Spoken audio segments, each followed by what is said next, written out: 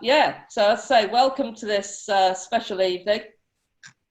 I'm Lynn Hughes, the founder of Wanderlust, and back in 1993, my late husband and I were on a life-changing trip, although we didn't know it at the time, to South America. And it was on that trip that we had the idea to start a travel magazine and to call that magazine Wanderlust. And on that trip, we visited 3 countries in total, and one of those countries was Colombia. And we spent several weeks there. I think it was about 2 months, and we didn't get to see it all. There is so much there, but we saw enough in that couple of months to really fall in love with it. And I know I was blown away by its beauty, its diversity, its wildlife, and the warmth and friendliness of the people. And so ever since then, I've held a special affection for Colombia. So in a few minutes, we'll be hearing from award-winning travel writer Shafik Meghji about his much more recent visit at the end of last year.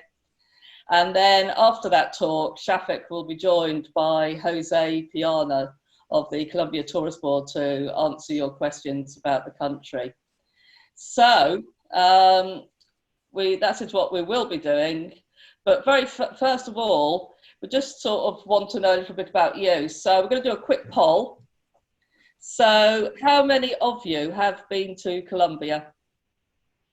If you could just say whether you have. It's always really interesting to know. And of course, we know that at least a couple of people are, yes, we've got somebody, Yvonne, saying she is from Colombia. So yeah, we do know we've got a few people on here from Colombia. But anyway, fill out the poll. And it's always really, we're always really nosy. I want to know.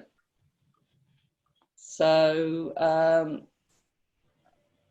I haven't got the answer up on screen yet, but we'll hopefully get that come up in a minute. Okay, so 26% have been to Colombia. That's incredible. Well, of course, Wanderlust readers.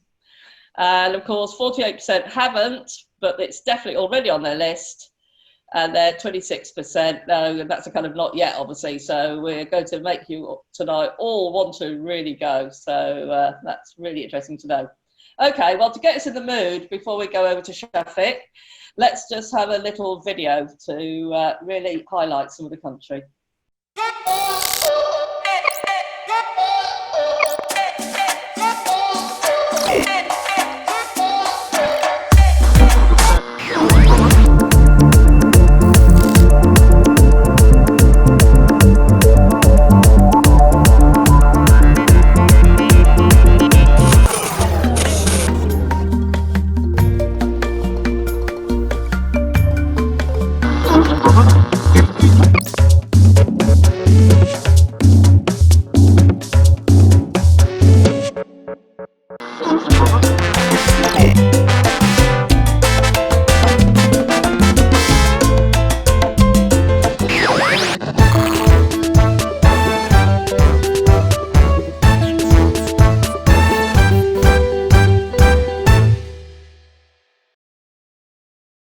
Right, okay, thanks for that. Certainly gave us an insight into, or a bit of a view of the diversity of the country, as I say. So, without further ado, I think we'll get on to the main event, which is we're going to hear from Shafik Meghji. Shafik is an award-winning travel writer, journalist, editor, broadcaster, and photographer. He's co-authored more than 40 rough guides and Darlington is the eyewitness guides, destinations in Latin America, Asia, Europe, North Africa, and Australia, Asia. And you've hopefully all seen the latest Wanderlust magazine, which includes a terrific 12-page feature by Shafik on the Llanos area of Colombia. So tonight he's going to tell us a bit more about that trip. So over to you, Shafik. Thanks, Lynn, and thanks to everyone at home for joining in. It was great to hear that so many of you have been to Colombia before, and even better to hear that there's a lot of you that are keen to go. Colombia was my last major research trip before the start of lockdown, and the experiences that I had there remained very vivid in my mind. Tonight I want to talk about a couple of little visited but fascinating parts of the country. the Llanos Orientales, which I wrote about for Wanderlust this month, which you can see a little bit on the screen. And the other place is the tiny Caribbean island of Providencia. Now, they both showcase very different sides of Colombia, far removed from the coffee fincas, historic cities, Andean peaks, Amazonian rainforest that you might be more familiar with. And the first place I'm going to talk about is the Llanos Orientales, or the Llanos. So that roughly translates as Eastern Plains. And as you can see before you on the screen, the landscape here is very dramatic. It's very pancake flat savanna with patches of woodlands, and it's veined by rivers and streams. And this covers roughly a quarter of Colombia in the eastern side. Can we have the next slide, please? So if you look east of Bogota, the eastern quarter of Colombia is essentially covered by the Llanos Orientales. And the area ringed in red is Casanare, and that's the part of the Llanos that I'm going to be focusing on today. So the Llanos is a little bigger than the UK. As I said, it's tropical grasslands dotted with lakes and woodlands. And the interesting thing about it is that for roughly 6 months of the year during the rainy season, much of it is flooded, sometimes by up to a metre or more. And that creates temporary wetlands and makes it incredibly rich in wildlife and biodiversity. Can I have the next slide, please?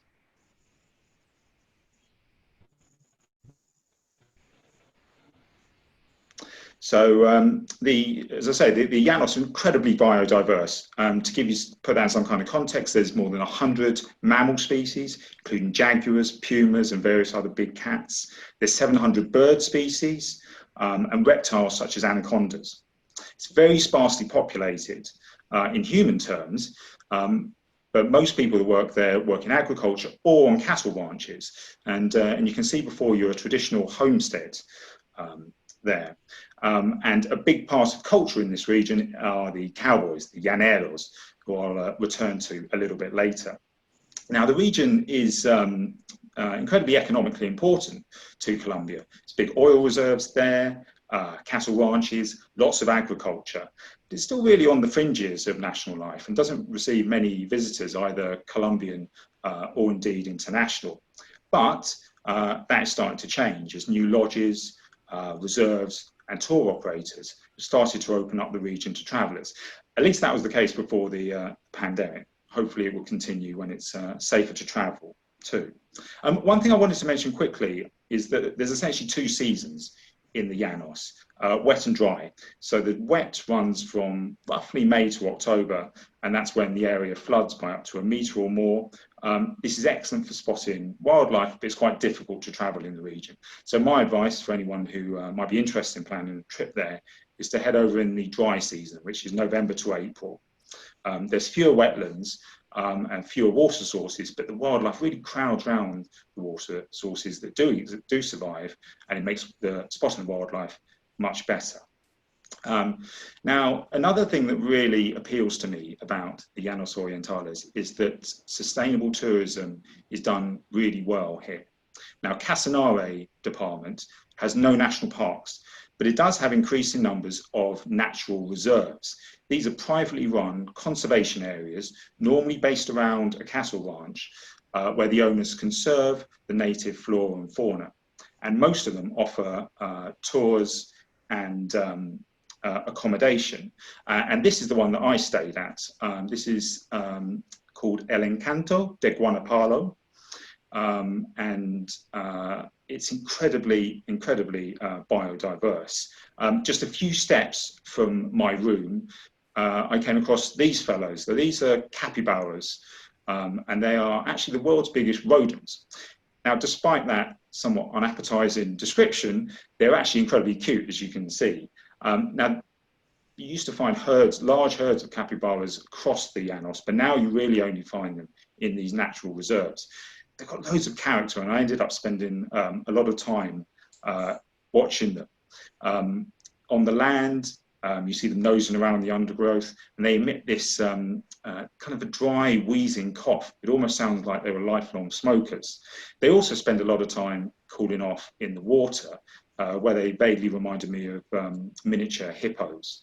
I also had the dubious pleasure of witnessing a mating ritual, which was brief and didn't look particularly enjoyable for either party.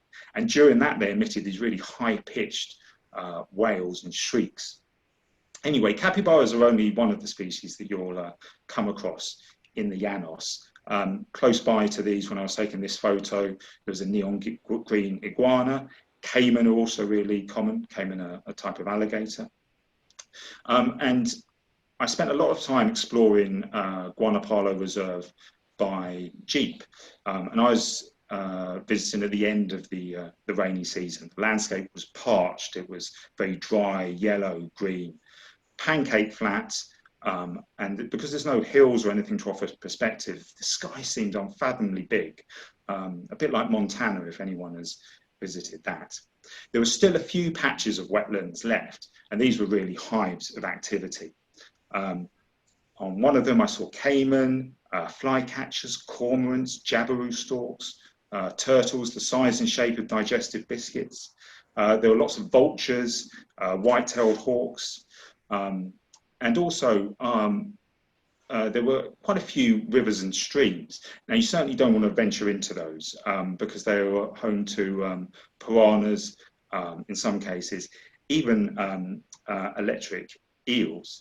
And this was a really interesting reminder that one of the reasons the Llanos is so biodiverse is it's a meeting place for species from both the Andes and the Amazon. It sits between the Andes and the Amazon, and it draws species from both. So it's quite a unique ecosystem here. Now, I just wanted to talk about some of my most memorable experiences. And one of them was on the screen in front of you, which may not look much at first sight, but was actually incredibly exhilarating. My guide, Andreas, to the left, who works for a company called Wild Llanos, and Seco, to the right, who's been a cowboy for more than 50 years, are knee and thigh deep in the water, searching for anacondas. They're very keen to give me a close-up view of one. I should say at this point, I was safely on the banks, and I remained there for about 10 minutes while they splashed through the water. But then, eventually, they noticed a telltale ripple in the reeds, and that signified the presence of an anaconda. And they beckoned me over. I was a little bit trepidatious, it must be said, and I kind of made my way slowly, gingerly, into the water. And then, from about half a metre away, I came face to face with the mottled serpentine head of an anaconda. It was actually 6 meters in length. The torso was as thick as my thigh, the head bigger than a human fist, and it was perfectly still, at least for a few moments. And then suddenly the water started to churn, there was a powerful swish of the tail, and the snake disappeared. And I have to admit, I panicked at this point. I dived straight out of the water, scrambled up the bank, leaving my dignity firmly behind me in the water. My heart was racing. Anyway, by the time I turned back, Andreas, Seco, calm as you like, in the same positions, still in the water, chatting away, which was somewhat of a chastened experience for me. Next slide, please.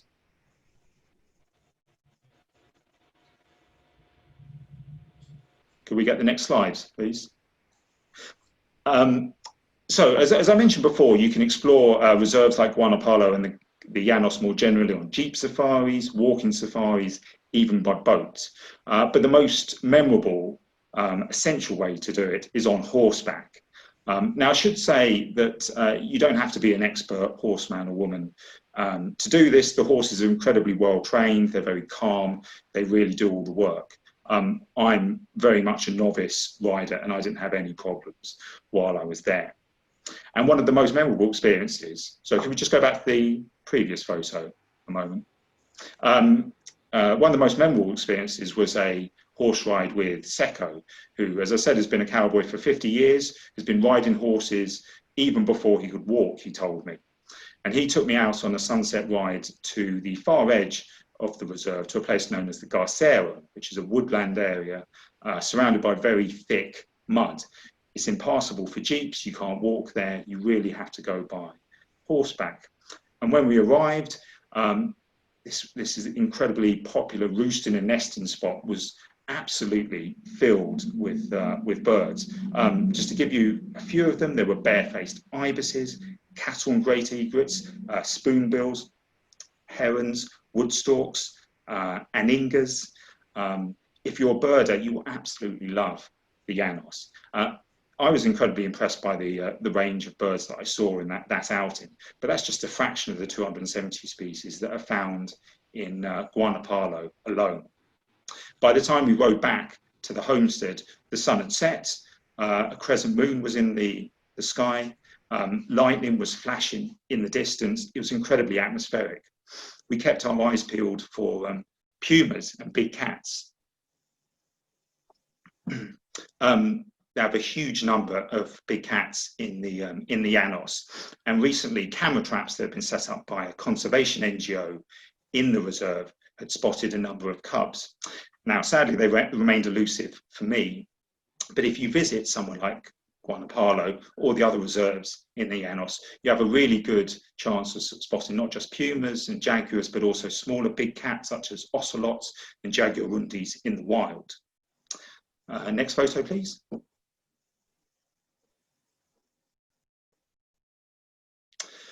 So the longer I spent in the Llanos, the more interested I became, excuse me,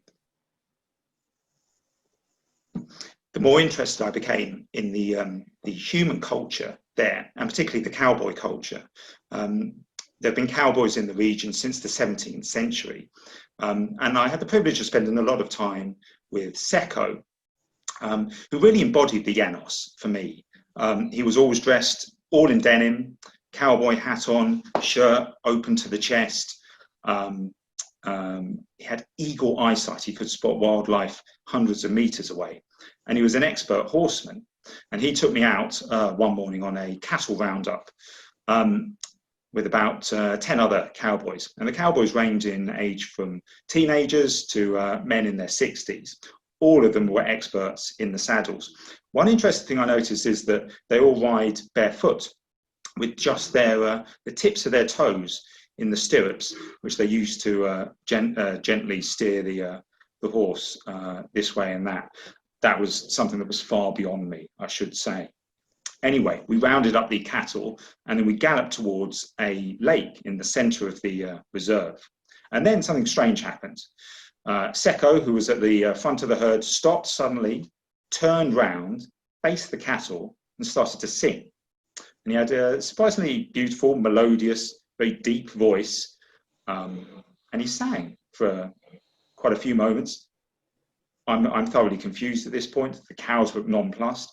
And then suddenly the other cowboys start to howl, yell, wave their hands in the air, turn their horses in tight circles. In that kind of very British way, I thought I should probably join in. So I added my voice to the chorus. Anyway, Seco builds up to a crescendo. And then finally, with a howl, leads the cattle into the water.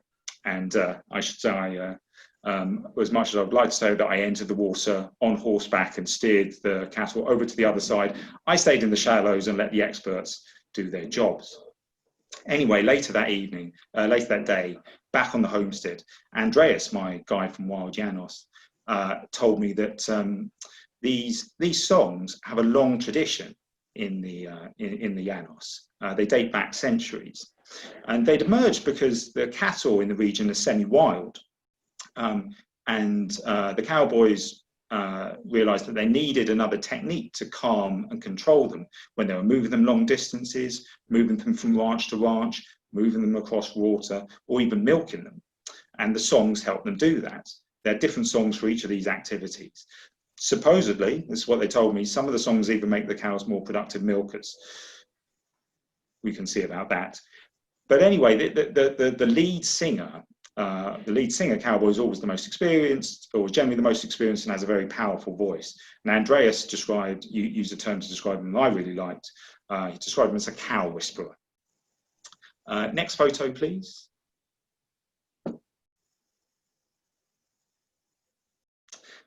So in the Llanos, the cowboys don't just sing to the cattle.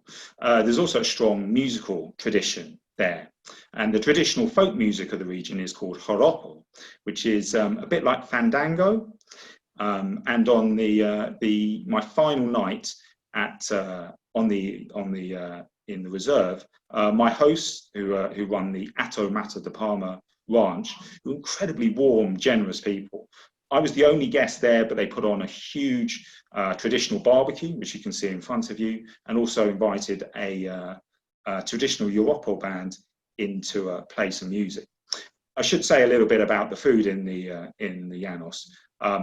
You find llanero steakhouses across Colombia, and if you're a carnivore at least, this will be a real highlight of your trip. You have huge sides of beef, slabs of pork, links of blood sausages, slow cooked over an open fire. Absolutely delicious.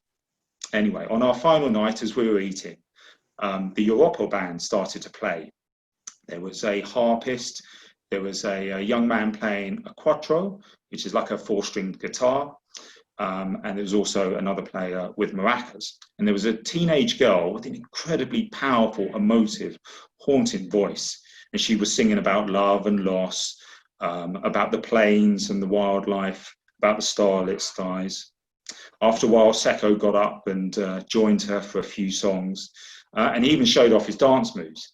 Now, as I was the only guest on site, perhaps inevitably I was cajoled, somewhat against my will, into joining them for a bit of dancing and a bit of singing. But sadly for you, but very much fortunately for me, there's no photographic or audio evidence of that. So you'll just have to leave it to your imagination.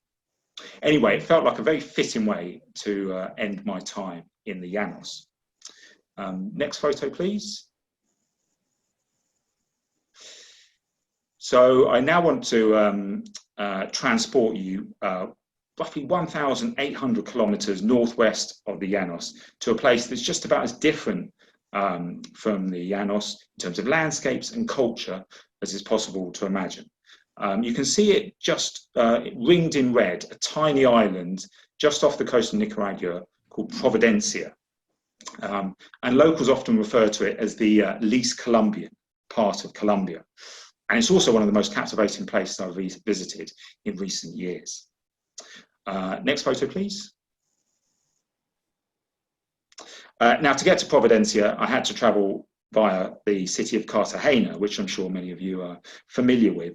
And obviously, in sharp contrast to both the Llanos and to Providencia, Cartagena is a tourist hotspot, one of the most touristy parts of Colombia. But if you're passing through it, you absolutely can't miss it. And I just wanted to share a couple of places that I really enjoyed while I was there.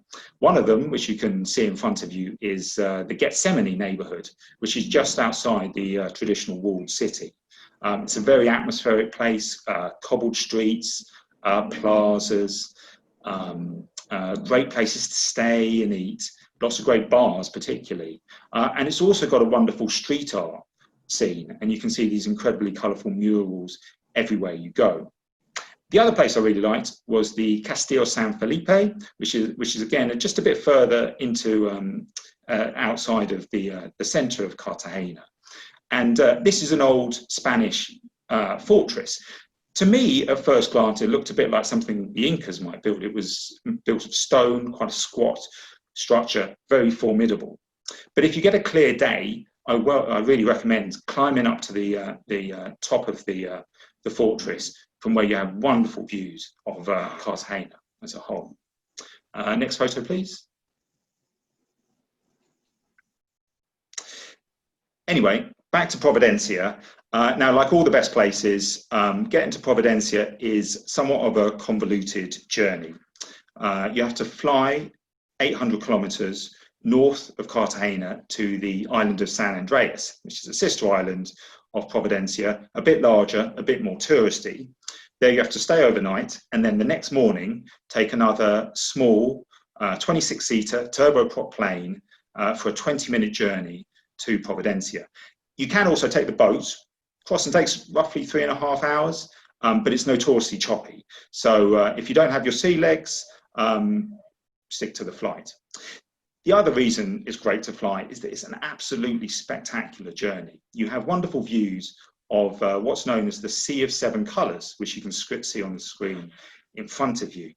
It's really a vivid blue, green, turquoise, navy patchwork of the Caribbean Sea, and it's produced by the third longest barrier reef system on Earth. Eventually, after about 15 minutes in the journey, a tiny emerald green speck appears below you, kind of very thickly forested, a ridge of extinct volcanoes running down the side, a halo of golden sand around the edge. And then you come into land, and it's quite a short runway. You come in very close to the hills and some of the buildings. At one point, we came so close to a weatherboarded church, I felt I could reach out of the plane and touch the spire, which was a little bit too close for comfort, I must say. Next photo, please.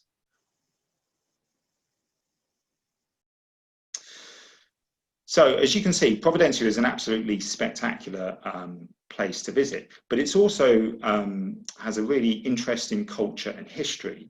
Now, Providencia spans just 17 square kilometers, has about 5,000 residents, and the residents have a mix of African Caribbean, British, Mosquito, which is an indigenous group from Central America, as well as Spanish and French heritage.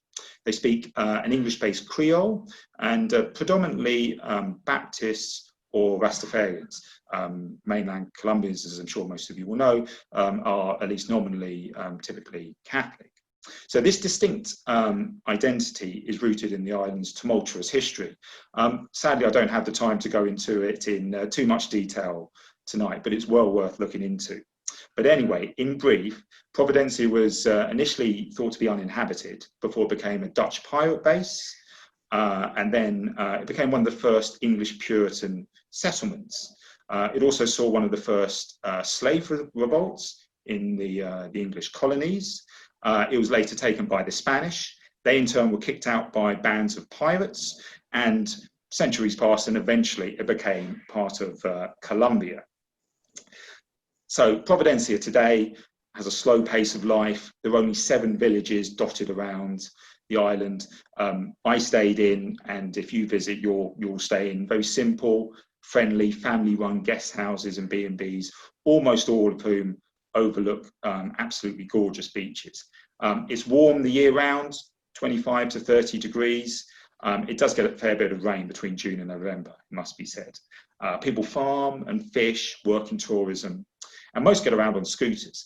There's only really one main road that kind of that goes around the outside of the island, and most people get around on scooters. You can hire a scooter as well if you want, or you can just do what I did: stand on the side of the road and flag someone down as they pass by. People are incredibly friendly on Providencia, and most people are more than happy to give you a lift. Next photo, please.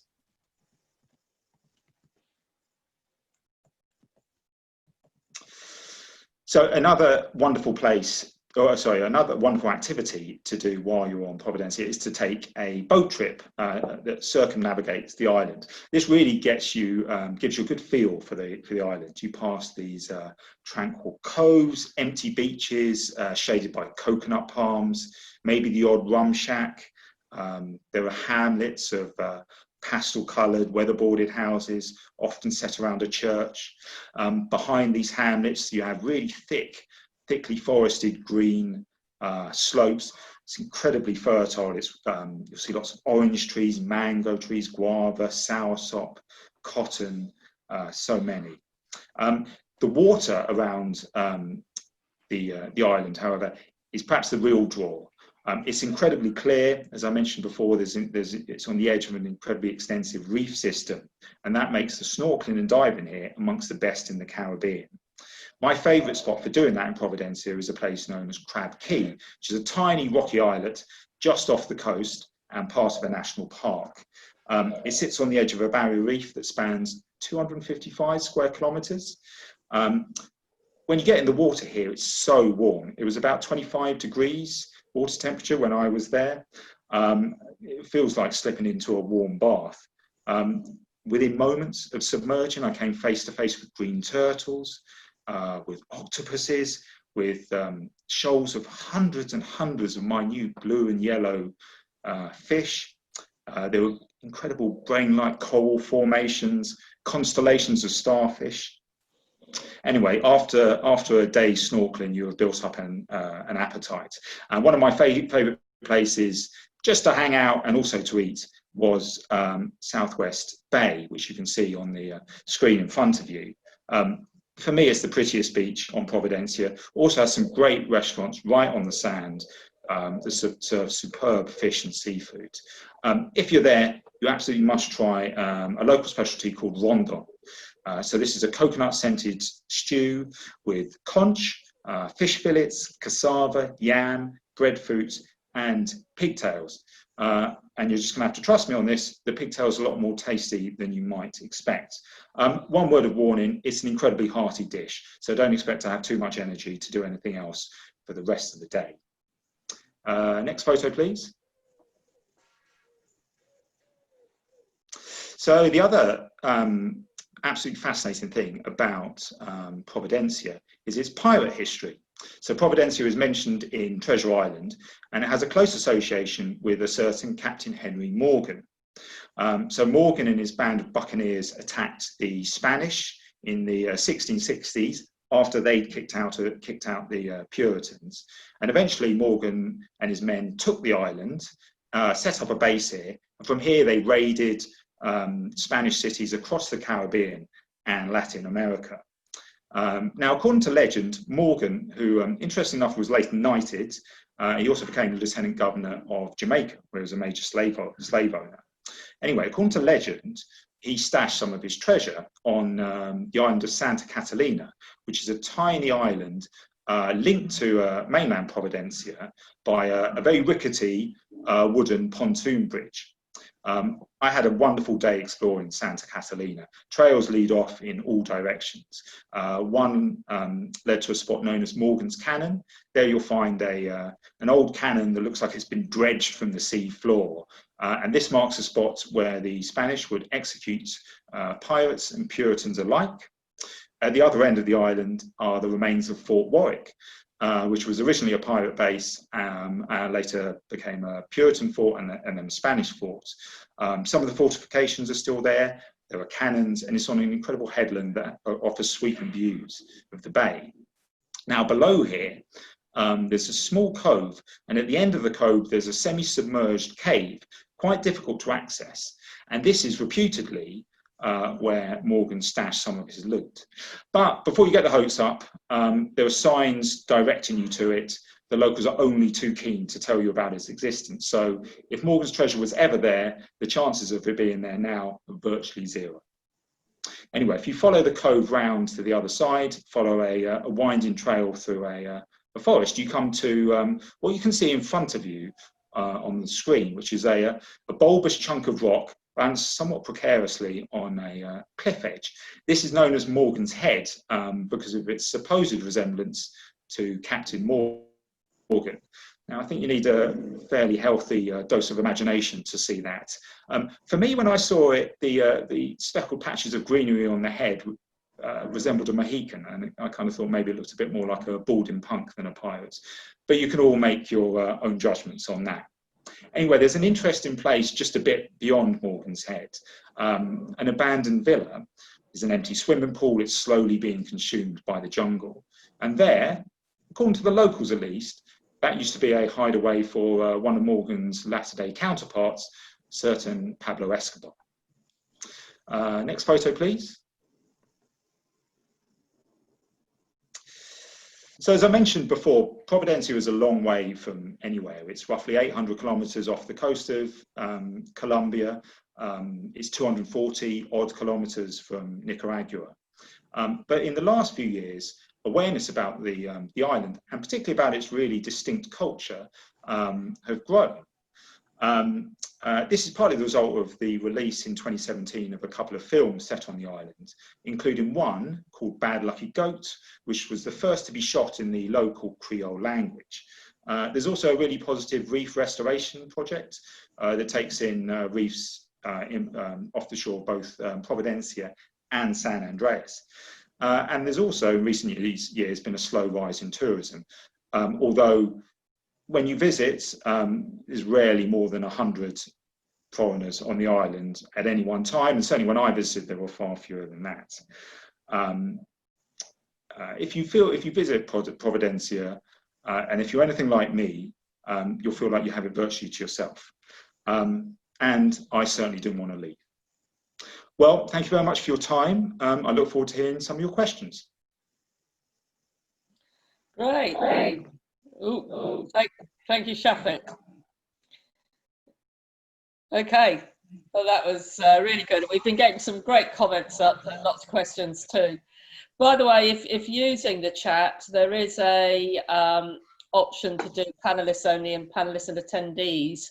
And so just reminding people, because I think that there's been some very good and humorous comments that probably could have been shared a bit wider. So so just remember, if you want everybody to see your comment, then you put on the panelists and attendees setting. But that was great. Okay, well, thank you, Shafik. And so I think it's time we bring in Jose Piana. So Jose is the Executive Director of Colombia's Tourist Board in the UK. He was born and raised in northeastern Colombia, and he held several managerial positions in the Colombian government as well as the United Nations.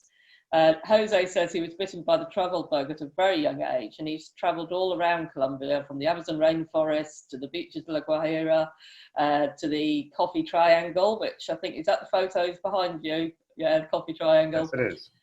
Yes, and into the savannah of the Llanos that we've been hearing so much about. So welcome, Jose. So yeah, so a lot of the questions, a lot of comments. I think, Shafik, I think we'll just start with Providencia. So somebody asked about the language there. Do they speak Spanish? But you actually mentioned near the end about Creole. Yeah, so most people on the island, their first language is an English-based Creole. Everyone also speaks Spanish as well, and certainly everyone that I came across also spoke English. They're trilingual, really. Yeah. Okay.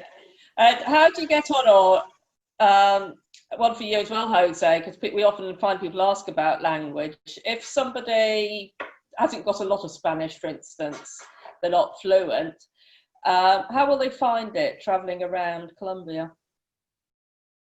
And how did you manage, Shafik? I mean, I presume you can speak some Spanish. Yeah, I can speak some Spanish. Certainly in Providencia, it's no problem. Someone like Cartagena is very touristy, and Bogota, there's lots of English speakers in my experience. In the Llanos, English is spoken a bit less commonly, but the tour operators that offer the tours all speak English. My guide, in fact, had studied in Newcastle, so he spoke Newcastle with a Geordie accent, which was not necessarily something I was expecting to come across in the Llanos Orientales. Oh gosh, I bet. Jose, any words of advice there on language? Thank you, Lynn, and again, thank you for having me, and Shafik, thank you for that wonderful experience. It was truly wonderful to hear. I mean, I think Shafik mentioned already that most tour operators in the ground do speak English and are able to help anyone. Colombia is certainly not a bilingual country, so you might struggle sometimes in the street, but most tour operators do speak English and are usually willing to help you. So I wouldn't see that as an issue in general. Yeah, okay. And somebody asked about, for a first-time visitor, so yeah, probably for you, Jose, for a first-time visitor, where would you recommend, you know, as a starting itinerary, where would be the places they absolutely should go? I mean, I think what Shafik showed us today is certainly, I mean, a place to begin with, but I mean, there's different options, and I think one of the things that I should mention is, as we were saying before we began, Colombia is a little bit of 5 countries all mixed together, because you have the Caribbean, you have the Pacific, you have the Andes regions, the Amazon, and Los Llanos, and they're literally completely different parts of the country that actually feel like different countries. So it's difficult to take a decision whether to pick one or the other. So I would recommend just mixing a little bit. Usually flights from London go direct to Bogota. So I think visiting Bogota certainly is worthwhile. And I would mix with other cities such as Medellin, potentially Cartagena, as Shafik was saying, is definitely must for the Colombia's first visitor. Birding is certainly a great option if you want a little bit of nature in your trip, or trekking. Someone in the chat function was mentioning the Lost City, for example, which is already a bit of an adventure, but trekking is certainly a great way of combining some of the trips to the cities. So I think it's a little bit of trying to grasp a little bit of the diversity of the country that the country offers. Yeah, absolutely. So Shafik, a couple of questions about the Llanos. What sort of horses are used by the cowboys? Did you find out? Now, I think they're called criollo horses. I mean, as I was saying, I wanted to emphasize in the talk that I'm very much not a horseman. I'm very much a novice horseman. But the horses there are incredibly well trained. They're very peaceful and calm. And really, horse riding in the Llanos is a must. And you certainly don't have to take part in a cattle drive and drive cattle across a lake. That's entirely optional. Okay. Yeah, they're called criollo horses, which usually translates to quarter horses or American quarter horses. Very easy to handle and certainly an experience as well. Yeah. I'm gonna go and do that. I love horses, and I have ridden in Argentina and Venezuela, but not in Colombia yet. So we'll have to do that. So yeah, what about safety? Somebody says, is it best to take a hat, your own hat? But I guess it's saying the horses are very safe anyway. For the Llanos Orientales, I mean, hats. I didn't touch on it in my talk, but hats are taken very, very seriously in the Llanos. Don't make the mistake that I did, and I turned up in a trilby that might have looked quite good in Cartagena, and my hosts were incredibly gracious and thoughtful and very polite throughout their trip, but they just burst into hysterical laughter at seeing me in a trilby in the Llanos, and they swiftly fetched me a proper cowboy hat. They were telling me there's two typical. I mean, Jose may be able to correct me on this, but there's a criollo hat, which you saw in the photos the cowboys wearing, which is used for work, and then there's I think it's a fino, which is kind of a slightly smarter, more expensive hat for social occasions. One thing that's actually really interesting to do to get to Casanare, which is the part of the Llanos that I was talking about, you fly to the regional capital, Yopal, which is a really nice little city, and you can go and visit some of the hat stores there. You can see how they're made. You can purchase one yourself. It's quite a fun thing to do. And virtually anywhere in the Llanos, you're going to find places to purchase a nice hat. And actually, going back to what Shafik was saying, we take hats very seriously in different parts of the country, and it's also a way of exploring the diversity. So I mean, hats in the Llanos are certainly very different from hats in the Pacific or in the Caribbean coast. So it's a way of also looking into the diversity of the country. Oh, absolutely. And so Shafik, somebody also asked, which travel company did you travel with?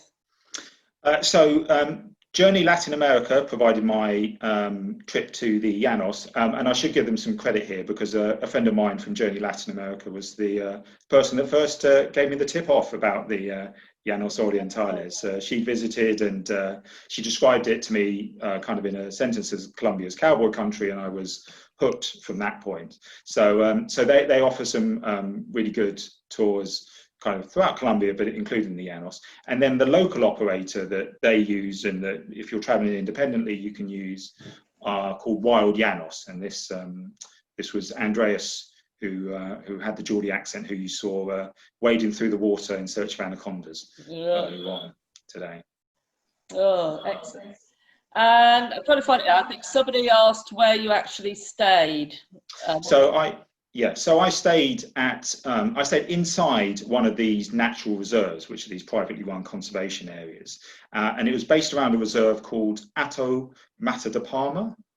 and that was in the El Encanto de Guanapalo reserve. I think all the email is going to have all the spellings, so don't worry too much about that.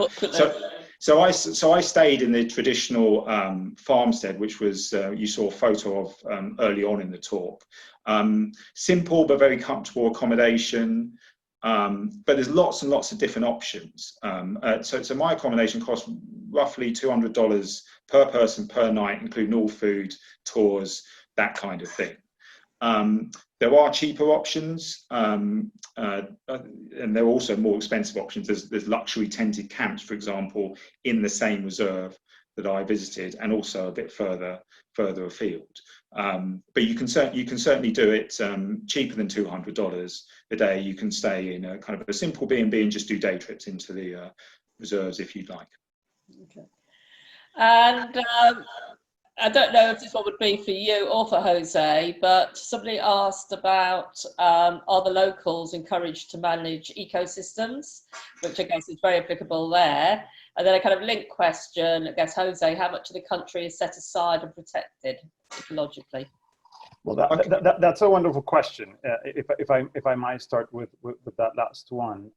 53% of Colombia is covered by forests. So that makes us, of course, a very biodiverse country, actually the second most biodiverse country in the world, which means we also, I mean, and as a traveler, you're gonna find that Colombia is #1 country in birds. So there's almost 2,000 species of birds, thanks to that forest. We also have wonderful butterflies, thanks to the forest. And a little bit over 12% of our territory is protected area. And we have more than 60 national parks all around the country. So Shafik mentioned that in Casanare, there aren't any national parks, but there are a lot of protected areas and privately managed. And I think that's the sort of arrangement that you'll find in most of the country. But as I was mentioning, there's already 60 national parks all around the country, which cover 12% of the territory. And yes, there's increasingly the engagement of the community in protecting areas, not just as a source of ecotourism, but as a source of life, even in Colombia, which is very encouraging for a country that can say that it's half of its territory is covered by a forest or by forest. Really encouraging. So Shafik, how did you find the locals, and how did they think about the wildlife? Well, it's a huge thing. I mean, I'm pleased to have a bit of an opportunity to talk about that in the Llanos, because as Jose was saying, these natural reserves are springing up all the time. And I was really impressed by the buy-in from the local people. It was kind of really encouraging them, kind of giving them an economic incentive through tourism to conserve the traditional wildlife and the traditional forests and grasslands. There's lots of agriculture, large-scale agriculture, particularly rice in the Llanos, and these are often kind of not monocultures, but kind of these plantations are far less biodiverse than the conservation areas. On Guanapalo, you had the cowboys, people like Seco, who's been a cowboy for 50 years. He'd become a guide, and many of the other cowboys have been turned into guides as well. There was a local conservation NGO that was working on big cats, was doing a big cat survey in that reserve and in some other reserves.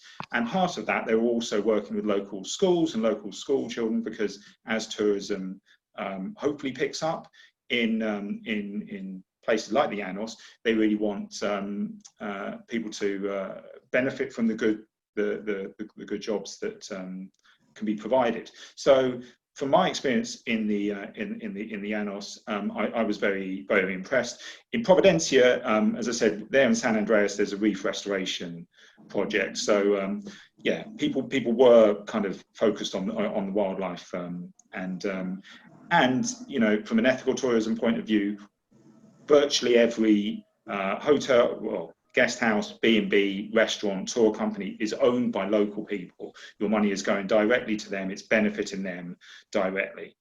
So that's a huge thing. Which usually happens in national parks as well. So and the good thing is you can find national parks in pretty much any region of the country. So from the Caribbean to the Pacific to the Amazon, and a way of traveling Colombia and getting to another countries through its national parks. Mm. Oh, absolutely. That's an incredible figure to have 60 national parks. That's really impressive. Right, best time to visit. All right, well, I can take that. I mean, I went to the Llanos I was there in October, so that was right at the end of the rainy season. I was lucky. I didn't get any rain at all and had incredible wildlife spotting. But the dry season roughly runs from November to April or so. And that's typically the best time to visit, just because it's easier to explore. It's a little less humid. It's still very hot.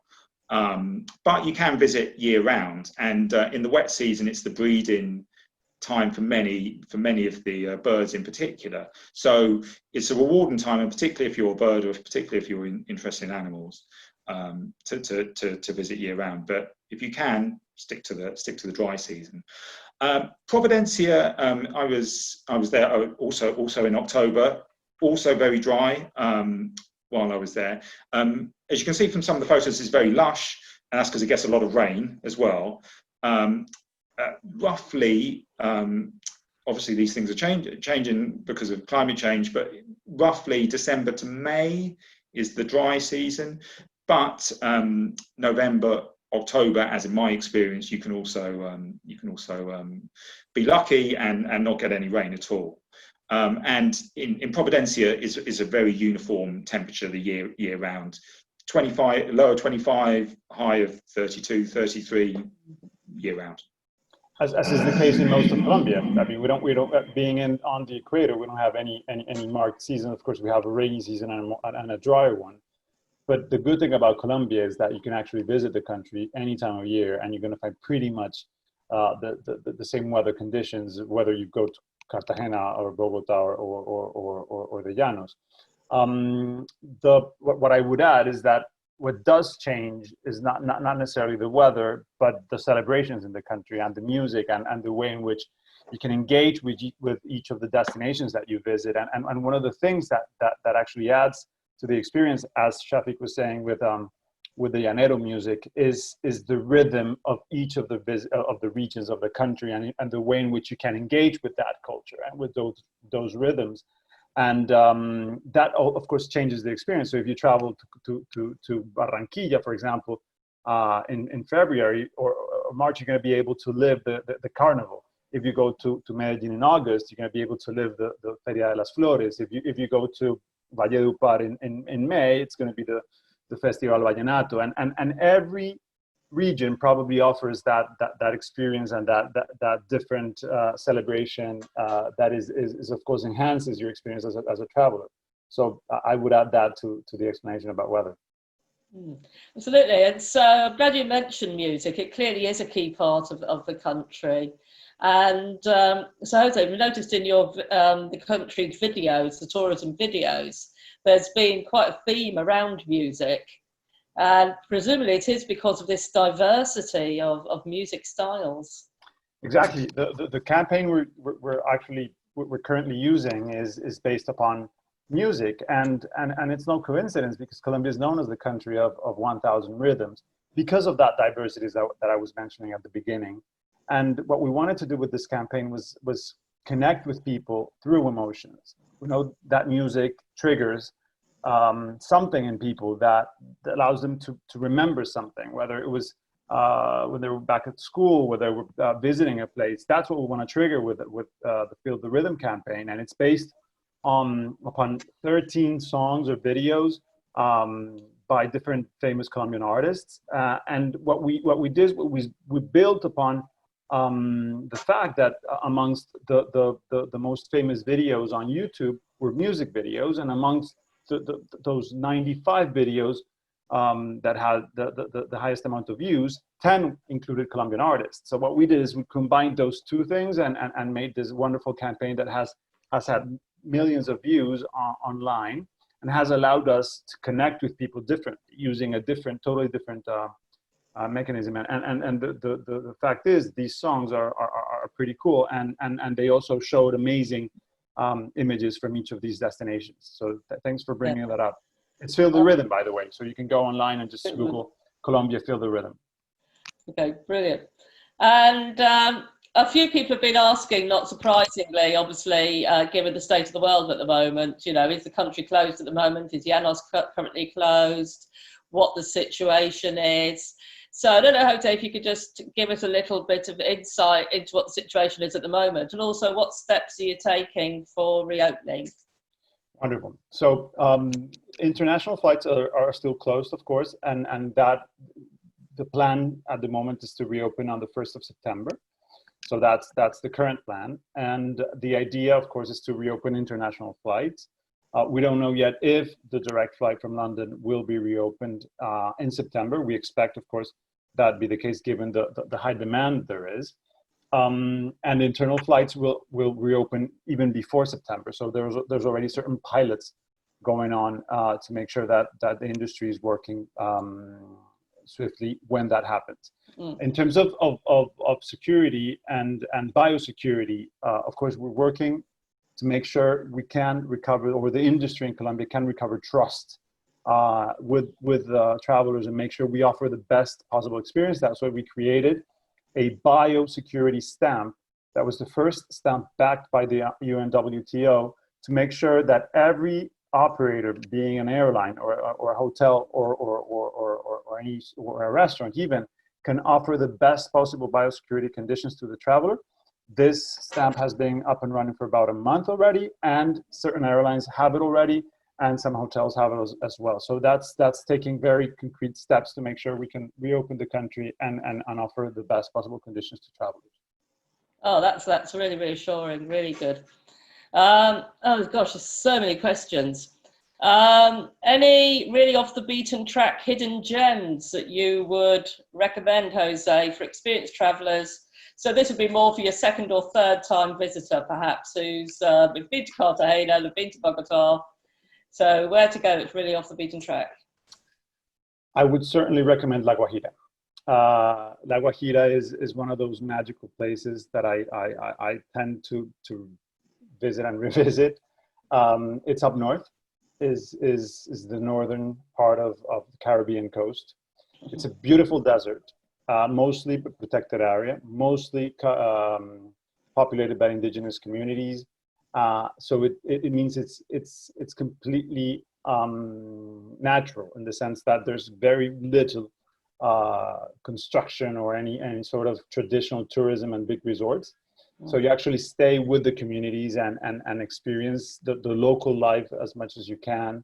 And the landscape is just breathtaking, and the whole experience of visiting, of getting there is not easy, as Shafik was saying, but it does give you a great view of the country. So you to get to La Guajira, you have to travel to Riohacha, and from there, you should take probably 3 hours of a 3-hour drive, and you're in a beautiful place called El Cabo de la Vela. And from there up north, you can discover beautiful, beautiful northern Colombia. So I would recommend that without a doubt. Oh, sounds really good.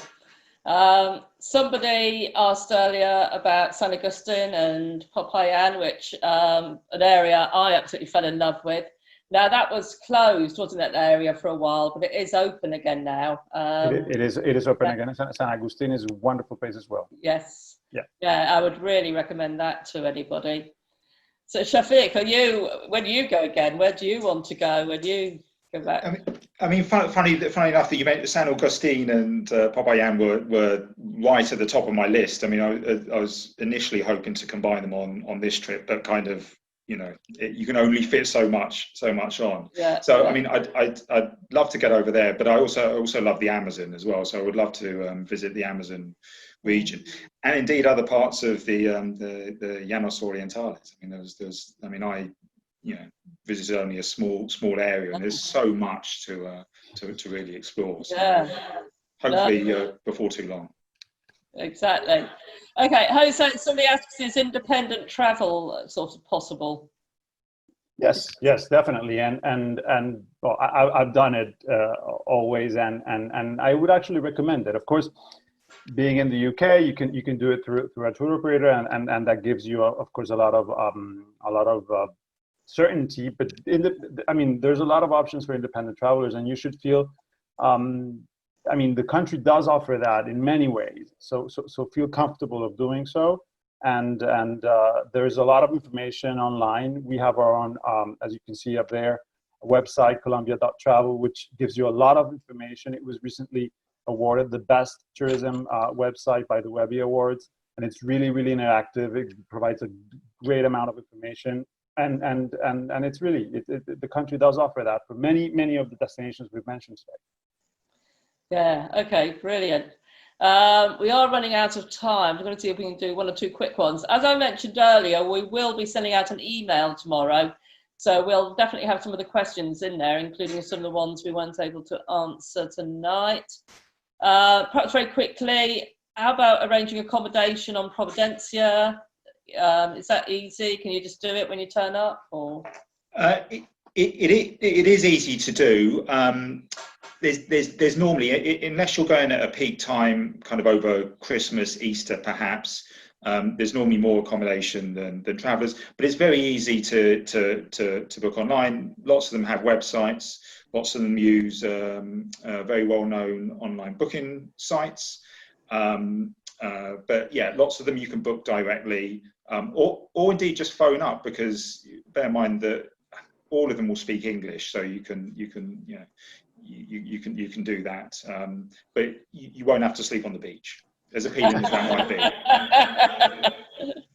That's good to know. Oh dear, we really are running out of time. There's so many questions. Like somebody, for instance, said, Shafik, what got you into travelling in the first place? I don't suppose you can answer that in one line, can you? Well, I should credit my parents, really, who kind of they instilled love of travel in my sister and I, and yeah, I mean, very briefly, my background is in journalism. I used to be a sports reporter, and then I got a bit fed up and ran off to South America and started traveling and started writing, and then 15 odd years have passed, and here I am now. Oh, brilliant. All right, lots of recommendations coming up as well, so we may well capture some of these for the email that will go out tomorrow, and lots of people saying what a brilliant insight that was. So thank you so much, Shafik. Thank you so much, Jose, as well. And I think we'll be picking your brains. Lots of people saying they want to go. Somebody asked they suggested that Wanderlust sort of chartered a plane or something, and we can all go together, which I think is a great idea. Yeah, me too. Yeah.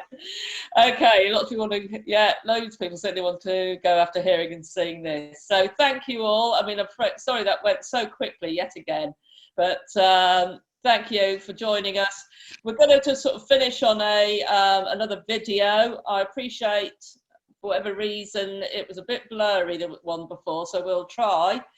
We'll see what it's like. But thank you all. Thank you again, Shafik, Jose, and we look forward to all meeting up in Colombia. Today, all we wish for is to meet once more. Just like pauses in music are a key part of the melody.